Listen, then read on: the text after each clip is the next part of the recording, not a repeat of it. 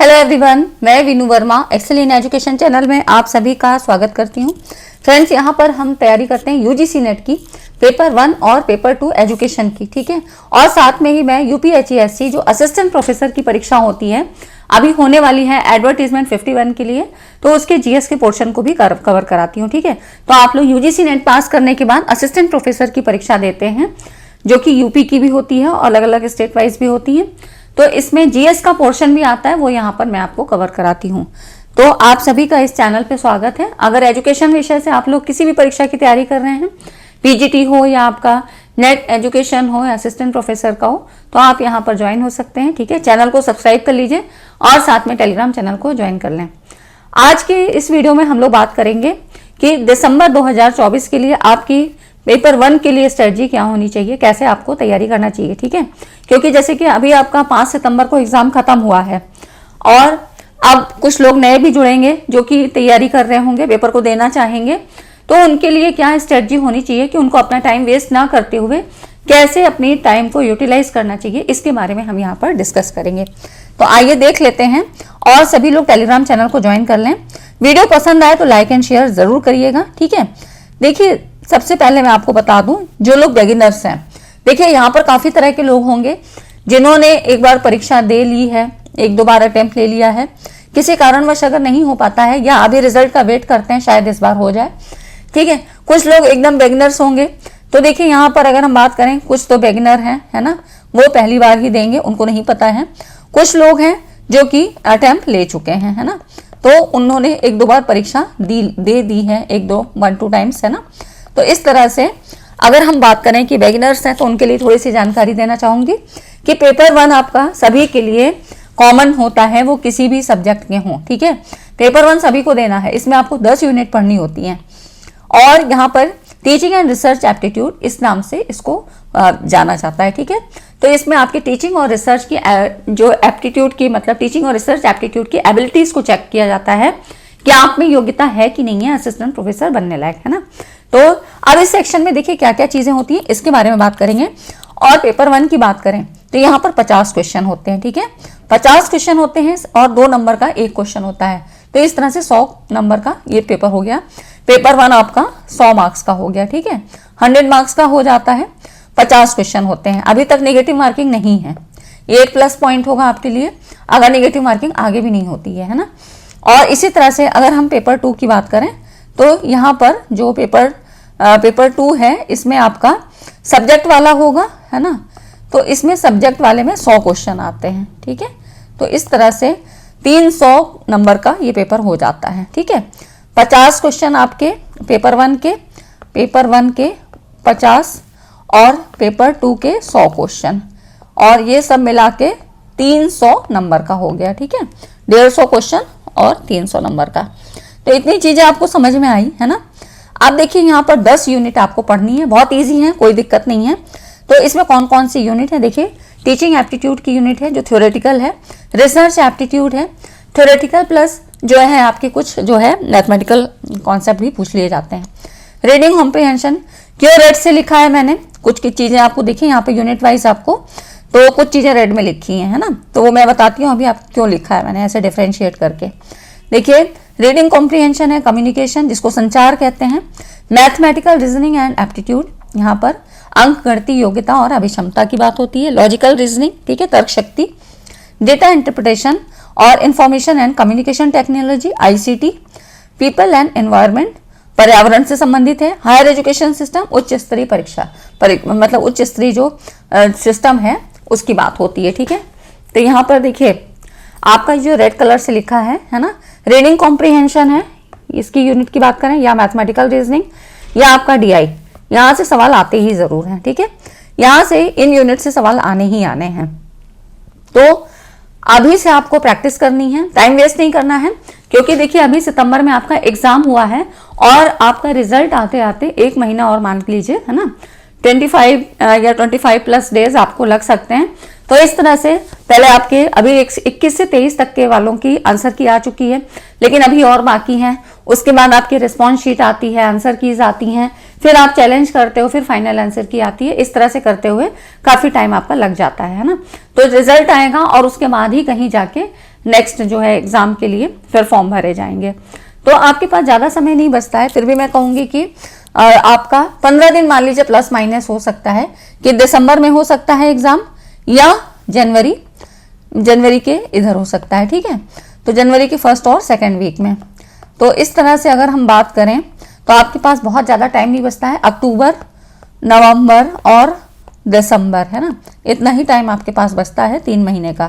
तो आपको अच्छे से तैयारी करनी है और ये 10 यूनिट आपको पेपर 1 में ही पढ़नी है, उसके बाद 10 यूनिट ही सब्जेक्ट में भी है ना। तो आपको करना क्या है, जो आपकी तैयारी होनी चाहिए वो आपको रिसेंटली जो PYQs हैं 2023 में 3 बार एग्जाम हुआ था, अभी तो आपको नहीं मिला होगा पेपर, अभी नहीं आया है, ना ही बुक्स में मिलेगा, ना ही अभी आपको आपका जो आंसर क्वेश्चन शीट थी वो भी नहीं मिली है ना। तो अभी यहाँ पर देखिए जो आपके रिसेंट PYQs हैं जो पिछले 2023 तक के हैं, 2019-20 से लेकर 2023 तक के, है ना, जितने भी PYQs हैं इन्हें आपको देखना है और इनके पैटर्न को समझना है और जो ट्रेंडिंग एनालिसिस है ये करना है, ठीक है, कि ट्रेंड में आपके क्या क्या चीजें चल रही हैं। तो 2019 से लेकर 2023 तक के PYQs को आप देखिए, उसके बाद इन क्वेश्चन को देखने के बाद आपको एवरग्रीन टॉपिक्स भी पता लग जाते हैं। अभी आगे भी मैंने आपको बताए हैं कि कौन से टॉपिक्स ज्यादा पूछे गए हैं, इस बार का ट्रेंड क्या था, ठीक है। और एग्जाम टारगेटेड स्टडी आपको करनी है, कोई भी इधर उधर की चीज नहीं पढ़नी है, सिलेबस आपको पूरा करना है, ठीक है, सिलेबस आपको कंप्लीट करना है। ऐसा नहीं है कि कोई भी सब्जेक्ट छोड़ना नहीं है, ठीक है, तो कुछ भी छोड़ना नहीं है, कोई भी यूनिट आपको छोड़नी नहीं है ना। अब यहाँ पर आपको सारा ही पढ़ना है। इसके लिए आप क्या करोगे, कहाँ से पढ़ें, तो देखिए आप सेल्फ स्टडी भी कर सकते हो, अगर आप चाहो तो कहीं एडमिशन भी ले सकते हो, ठीक है। मैं जो है पूरा चीज आपको यूट्यूब पे ही दे रही हूँ, है ना, तो आप यहाँ पर ज्वाइन हो सकते हैं या फिर आपकी जैसी भी इच्छा हो। तो देखिए सबसे अच्छी बुक है KVS मदान की, हिंदी इंग्लिश दोनों में मिल जाएगी। तो हिंदी या इंग्लिश जैसे भी हो आप दोनों में किसी में भी जिसमें भी कंफर्ट हो आपको आप ले सकते हैं। तो KVS मदान सर की बुक बहुत अच्छी है, पियर्सन पब्लिकेशन की, है ना। तो यहाँ पर ये पियर्सन पब्लिकेशन की है और अच्छी बुक है, ठीक है, इसको आप ले सकते हैं पेपर 1 के लिए। और PYQs के लिए यूथ पब्लिकेशन की भी आती है, ओसवाल पब्लिकेशन की भी आती है, इनमें से कोई भी ले सकते हैं, ठीक है। यूथ वाली आपको हिंदी इंग्लिश दोनों में मिल जाएगी और ओसवाल की इंग्लिश में है, ये वाली खाली इंग्लिश में है ना। तो यहाँ पर कोई भी बुक आप ले सकते हैं, उनसे PYQs को आप देख सकते हैं। वॉल्यूम में करके आता है आपका जो PYQ है यूथ के लिए है, वो PYQs जो है वॉल्यूम पर भी आता है, वॉल्यूम 1, 2, 3 इस तरह से करके आपको जिस ईयर का चाहिए, अगर आपके पास पहले से है तो कोई बात नहीं है, अगर नहीं है तो आप वहां पर देख सकते हैं, ठीक है। तो आपको ऐसे मिल जाएगा कि जैसे जून 2023 का चाहिए, दिसंबर 2023 का चाहिए, कई बार कंबाइन करके भी दे देते हैं, है ना। तो इस तरह से आप देख सकते हैं या ऑनलाइन भी मंगा सकते हैं। PYQ को सॉल्व करने का तरीका क्या होना चाहिए, देखिए सबसे पहले जब हम ये क्वेश्चंस को देखते हैं तो इससे पता लग जाता है, आपको इतना समझ में आ जाएगा कि टीचिंग एप्टीट्यूड से पूछ रहा है, कौन सी यूनिट है, टीचिंग एप्टीट्यूड है या कम्युनिकेशन की है ना। और मैंने आपको कहा सिलेबस आपको पूरा करना है, कोई भी यूनिट छोड़ना नहीं है। तो KVS मदान सर की बुक उठाइए और पूरा पढ़ना शुरू कर दीजिए, है ना। कुछ चीजें नहीं भी समझ में आएंगी लेकिन कोई बात नहीं है, छोड़ना नहीं है। जब आप 2 बार 3 बार पढ़ लेते हो तो सारी चीजें समझ में आती हैं, या उनसे रिलेटेड क्वेश्चंस करते हो तो समझ में आ जाती हैं, ठीक है। अब आपको क्या करना है, क्वेश्चन पढ़ने हैं और राइट आंसर देखना है, उसमें आंसर भी दिया रहता है बुक्स में। फिर आपको ये सारे 4 ऑप्शन आपको लिख लेने हैं जो भी ऑप्शंस में आपके दिए हैं, और इनको नोट्स में बनाना है, नोट्स जरूर बनाना है, ठीक है। तो नोट्स मेकिंग आपको जरूर करनी है। अब आपको ये ऑप्शंस आपको लिख लेने हैं और इनका जो है एक ब्रीफ डिस्क्रिप्शन भी लिखना है अपने नोटबुक में, ऐसे नोट करते चलिए, ठीक है। तो इससे क्या होगा, आपका एक क्वेश्चन के साथ साथ ये 4 ऑप्शन भी, बाकी के जो 3 हैं वो भी तैयार होते हैं। तो इनसे आपको चीजें रिलेटेड चीजें पता लगती हैं और कुछ नई कॉन्सेप्ट भी पता लगते हैं, ठीक है। तो नोट्स मेकिंग जरूर करिए और इससे आपको एक आइडिया होगा PYQs को सॉल्व करने का। साथ में ट्रेंडिंग टॉपिक्स भी पता लग जाते हैं कि कौन से टॉपिक वो आपके सिलेबस में मेंशन नहीं है लेकिन आपसे पूछे जा रहे हैं, ठीक है। अगर फ्रेंड्स इतनी चीजें आपको रिलेवेंट लगी हों, लॉजिकली सही लग रही हो, तो वीडियो को लाइक नहीं किया तो लाइक जरूर कर दें, क्योंकि यहाँ पर आपके लिए उतनी ही मेहनत से और एग्जाम टारगेटेड स्टडीज ही मैं करवाती हूँ, ठीक है। और इसी तैयारी से आप सेट की परीक्षा भी दे सकते हैं। अब देखिए यहाँ पर 100% श्योर टॉपिक की बात करें तो मैंने आपको ये 3 चीजें वहां पे रेड से लिख के दी थी, जिसमें आपको कॉम्प्रिहेंशन है, मैथमेटिकल रीजनिंग है और डेटा इंटरप्रिटेशन यहाँ पर डेली प्रैक्टिस करनी है ना। कॉम्प्रिहेंशन का एक पैसेज उठाइए और इसको प्रैक्टिस करना है आपको कैसे, PYQs के थ्रू। ठीक है, तो जो पैसेज में PYQs दिए हैं, क्वेश्चंस दिए रहते हैं, पहले उनको पढ़ना है, फिर आपको पैसेज को रीड करना है और उनके आंसर को फाइंड आउट करना है। अभी तो आप ऐसे बुक में करोगे, लेकिन फिर आपको क्या करना है, ऑन स्क्रीन आपको पढ़ने की आदत डालनी होगी, है ना। तो इस तरह से अभी अपने कॉन्सेप्ट को समझने के लिए, कॉन्सेप्ट को बिल्डअप करने के लिए आपको ये सारी चीजें करनी है। ठीक है, मैथमेटिकल रीजनिंग में भी देखिए, यहाँ अभी से प्रैक्टिस करेंगे तभी आपके ये सवाल हो पाएंगे। तो आपको डेली प्रैक्टिस जरूर करनी है। ठीक है, प्रैक्टिस आप अभी से करने लगो, क्योंकि ये तो यहाँ पर से सवाल तो बनने ही बनने हैं, है ना। तो ये सवाल आपको 10-10 नंबर के 30 नंबर, 10 नंबर यहाँ से, 10 नंबर यहाँ से, 10 नंबर यहाँ से, तो 30 नंबर यहाँ से आपके कवर होते हैं। इसलिए इनकी प्रैक्टिस अभी से करने की डाल दीजिए। ये 100% श्योर टॉपिक्स हैं। DI आपसे पूछा ही जाता है, तो DI के लिए आपको जैसे कि परसेंटेज निकालना आना चाहिए। ठीक है, एवरेज कैसे निकालेंगे, है ना, उसके बाद रेशियो फाइंड आउट करना आना चाहिए, है। तो इस तरह की प्रैक्टिस जब हो पाएगी तो आप DI के सवालों को आराम से कर पाएंगे। और कोई भी चीज़ बहुत टफ नहीं है, अगर आप बिगनर हैं या आपने 1-2 अटेम्प्ट लिया है, किसी के लिए भी कोई प्रॉब्लम नहीं है। अब देखिए यहाँ पर टीचिंग एप्टीट्यूड में कैसे सवाल आपके पूछे गए, तो जो ज़्यादा इंपॉर्टेंट चीज़ें हैं वही मैं यहाँ पर बता रही हूँ। बाकी मैंने आपको कहा कि आपको पूरा एक बार गो थ्रू कर लेना है सारे सिलेबस को। ठीक है, सिलेबस को कभी भी छोड़ना नहीं है, और जब आप PYQ करोगे तो इससे ही आपको आइडिया मिलेगा। और जो इस बार का पेपर था वो भी ऐसे ही बना था, कुछ PYQs पे ही डिपेंड बना था। अब तो पूरा पेपर जब सामने आ जाएगा, सारे PYQs हमें मिल जाएंगे, तभी ज़्यादा आइडिया लगेगा। ठीक है, क्योंकि आप लोग जो बताते हो वो मेमोरी बेस्ड होता है, तो उससे हम एग्जैक्ट कंक्लूजन पर तो नहीं पहुंच पाते हैं, लेकिन कुछ आइडिया लगता है। जैसे कि आपके जो सवाल पूछे गए वो स्वयं प्रभा और स्वयं प्लस से ज़्यादा पूछे गए। ठीक है, तो ये आपकी, जैसे इसको कहा जाएगा ट्रेंडिंग टॉपिक, ये इस बार ट्रेंड में रहा है ना, ये हो जाता है ट्रेंडिंग टॉपिक, जो कि हर शिफ्ट में पूछा गया। उसके बाद देखिए टीचिंग मेथड्स आपको पढ़ना है, इवेल्युएशन, मतलब ये सारी चीज़ें तो आपको ज़्यादा फोकस करके पढ़नी है ना। ये नहीं है कि टीचिंग एप्टीट्यूड में क्या इतना ही पढ़ेंगे, नहीं, ऐसा नहीं है। टीचिंग एप्टीट्यूड में बाकी आप KVS मदान सर की बुक में जितना दिया है उसको आपको पढ़ना है, और इन चीज़ों को ज़्यादा फोकस करना है। इनसे संबंधित सवाल आपसे पूछे जाते हैं। फैक्टर्स अफेक्टिंग, शिक्षण को प्रभावित करने वाले कारक कौन से होते हैं, ये ज़्यादा पूछा जाता है ना। तो ये हो गया आपका टीचिंग एप्टीट्यूड से संबंधित। आप देखिए रिसर्च एप्टीट्यूड में जैसे कि टाइप्स ऑफ रिसर्च के बारे में पता होना चाहिए, वैधता और विश्वसनीयता जिसको वैलिडिटी और रिलायबिलिटी कहते हैं, सैम्पलिंग, इन सब के जो है ज़्यादा डीप में कॉन्सेप्ट पता होने चाहिए। ठीक है, क्योंकि अब सवाल इतने इजी नहीं बन रहे हैं, तो थोड़ा सा कॉन्सेप्ट बेस पे जो है पूछे जाते हैं, क्योंकि इसी परीक्षा से आपको PhD एंट्रेंस के लिए भी आपको एनरोल करते हैं, है ना। तो वो जो क्वेश्चन पेपर बन रहा है अभी वो इतना ईजी नहीं है ना, थोड़ा डेप्थ में है आपके सिलेबस से ही, लेकिन थोड़ा आपको इन डेप्थ जाके पढ़ाई करनी है।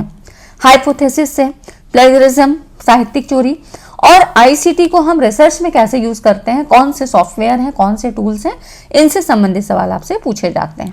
ठीक है, तो ये हो गया आपका टीचिंग और रिसर्च एप्टीट्यूड। इतनी सारी चीजें, और जो है मैंने यहाँ पर यूनिट वाइज आपको करवा भी रखा है, आप प्लेलिस्ट में जाएंगे तो बहुत सारी चीजें आपको मिल भी जाएंगी। कम्युनिकेशन यूनिट में आते हैं तो यहाँ पर देखिए हर बार क्या है, कुछ नए क्वेश्चन आपको दिखते हैं, है ना। हर बार कम्युनिकेशन में ऐसा होता है, लेकिन फिर भी जितना अभी तक PYQs जितने बन चुके हैं उन्हें तो आपको पढ़ना ही है। इसमें आपके models of communication, mass communication, संचार जिसको कहते हैं, वर्बल और नॉन वर्बल, तो नॉन वर्बल कम्युनिकेशन से बहुत सारे सवाल बनते हैं, और इफेक्टिव क्लासरूम कम्युनिकेशन। ठीक है, तो यहाँ से एक सवाल काफ़ी सारे पूछे जाते हैं, तो ये एकदम बिल्कुल पता होने चाहिए, एकदम कॉन्सेप्ट बिल्कुल आपके रेडी होने चाहिए। ठीक है, इन सबको नोट कर लीजिएगा। लॉजिकल रीजनिंग में, लॉजिकल रीजनिंग वैसे आपको कंप्लीट यूनिट पढ़नी है, इसमें से बहुत सारे सवाल आपके बन जाते हैं, जिसमें फैलेसीज, फॉर्मल और informal fallacy, square of opposition जरूर प्रश्न आएगा, और अनुमान, इन्फ्रेंसेस। ठीक है, तो यहाँ से सवाल जरूर पूछे जाते हैं, हमेशा हर शिफ्ट में यहाँ से सवाल बनते हैं। नेक्स्ट आप देखो ICT में क्या है, प्रोटोकॉल से सवाल बने, मेमोरी से पूछा ही जाता है, इंटरनेट से संबंधित चाहे एब्रीवेशंस पूछे जाएं, चाहे आपसे बाकी सवाल पूछे जाएं। जनरल अवेयरनेस के देखिए यहाँ पर जो आपके सवाल बनते हैं ना, वो करंट से रिलेटेड भी पूछे जाते हैं। अब करंट अफेयर में जो है सवाल कहाँ से बनते हैं, तो ये आपके बनते हैं ICT में, पीपल एनवायरनमेंट और हायर एजुकेशन। ठीक है, इन तीनों यूनिट में करंट के सवाल पूछे जाते हैं। ठीक है, तो यहाँ पर भी और इसमें भी करंट के सवाल यहाँ पर पूछे जाते हैं, तो तीनों यूनिट से आपके करंट अफेयर के सवाल पूछे जाते हैं। पीपल एंड एनवायरनमेंट में जितने भी प्रोटोकॉल्स एंड कन्वेंशंस थे, पोल्यूशन, जिसमें सबसे ज़्यादा एयर पोल्यूशन, AQI क्या होता है, एयर पोल्यूशन क्या है, डिसीजेस क्या है, ठीक है। तो ये सारी चीज़ें यहाँ से पूछी जाती हैं। ग्रीन हाउस इफेक्ट, ठीक है, और उसके बाद MDG, SDG और करंट से रिलेटेड जितने भी आपके फंडास हैं, ठीक है। नेक्स्ट आप देखो हायर एजुकेशन, इसमें NEP 2020 से इस शिफ्ट अब की बार इस सेशन में हर शिफ्ट में सवाल लगभग आए हैं, ठीक है। तो पूरी वीडियो मैंने बना रखी है, आप चाहें तो PYQs अब तक के मिल जाएंगे, बाकी जो अगले अभी जो हुए हैं इसके भी बना दिए जाएंगे। कमीशंस एंड कमिटी और एंशियंट एजुकेशन, कौन सी यूनिवर्सिटीज थी जो कि प्राचीन समय में थी, उस समय की क्या विशेषताएं थी और उसमें कौन कौन से दार्शनिक आए थे, है ना। तो ये सारी चीज़ें यहाँ पर पूछी गई हैं, ठीक। और करंट अफेयर्स, तो ये सारे सवाल आपसे यहाँ से पूछे गए हायर एजुकेशन। तो इतनी चीज़ें समझ में आ गई। आई होप अब बिगनर्स को कोई प्रॉब्लम नहीं होगी, क्योंकि उन सब के लिए बिल्कुल हर चीज़ नहीं होती है, हर यूनिट अपने में डाइवर्सिटी रखती है। तो यहाँ पर सारी चीज़ें मैंने 1 to all आपको कवर करवा दी हैं। फिर भी मान लीजिए कोई चीज़ अगर छूट गई है कुछ है तो आप कमेंट में बता सकते हैं, मैं आपको रिप्लाई कर दूंगी, ठीक है। तो ये हो गए कि कैसे आपको अभी का टाइम वेस्ट ना करते हुए, क्योंकि जब तक एग्जाम चल रहा होता है तब तक तो उतनी पढ़ाई नहीं होती है फिर भी, लेकिन अब जब हो गया है तो ठीक है, जैसा भी हुआ है आपको बहुत कुछ आइडिया लग भी जाता है ना। एग्जामिनेशन हॉल से निकलते ही बहुत सारी चीज़ें पता लग जाती है कि कैसा हमारा एग्जाम है। तो आपको अपना टाइम वेस्ट नहीं करना चाहिए, ये पढ़ाई आपके कहीं ना कहीं काम आएगी, क्योंकि आगे भी अगर आपको PhD के लिए इंटरव्यू देना है कुछ है तो उसमें भी यही सारी चीज़ें पूछी जाती हैं, ठीक है फ्रेंड्स। तो आज की वीडियो में इतना ही, और वीडियो कैसी लगी, अगर आपके लिए हेल्पफुल है तो वीडियो को लाइक एंड शेयर जरूर करिएगा और अपने कमेंट्स भी बताइए कि आपको और कैसी वीडियोस चाहिए। बाकी मैं यहाँ पर हर चीज़ आपकी कवर करवा रही हूँ, ठीक है फ्रेंड्स। तो मिलते हैं नेक्स्ट वीडियो में, तब तक चैनल पर बने रहें। Thanks for watching this video.